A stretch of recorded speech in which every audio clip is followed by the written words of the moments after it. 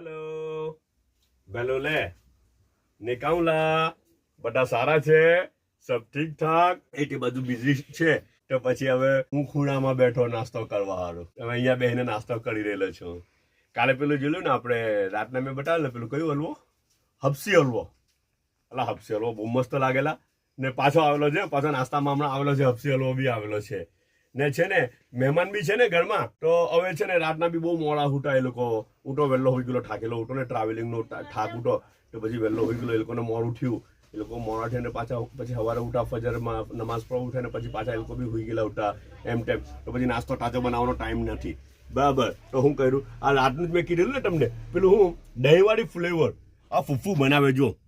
આ special dish છે એટલી હારી આવે આ દહીંવાળી ફ્લેવર પણ મને ખબર નથી માં ગાર્લિક દેખાઈ રહેલું છે દહીં છે ફ્લેવર છે તેલ છે મીઠું છે મરચું છે આટલું તો હોય જ અંદર હે ને આટલું તો બેઝિક હોય બીજું બધું મને નહીં કહું હા આલુ બી છે બટાકા બી છે અંદર હે બહુ સારી લાગે દહીંવાળી ફ્લેવર મસ્ત ખાવાની મજા આવી જાય થોડોક ચટાકેદાર ખાવું હોય ને તો દહીંવાળી ફ્લેવર બનાવવાની સાદી કોલીફ્લાવર છે ને એટલે આપણે સાદી કોલીફ્લાવર બનાવે ને તો તે અમુકને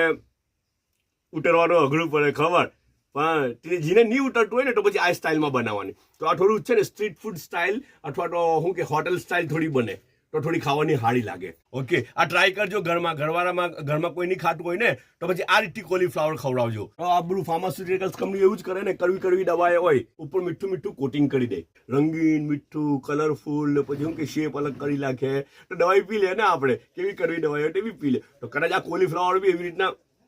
પી લેવાય હે ને જી ટ્રાય તો કરજો ઓકે ને છે ને ચાયના 2 કપ છે એક કપ ઢાંકેલો છે ને એક કપ ખુલ્લો છે ઓકે બધા પોતાનો ખ્યાલ કરજો પાછા મળું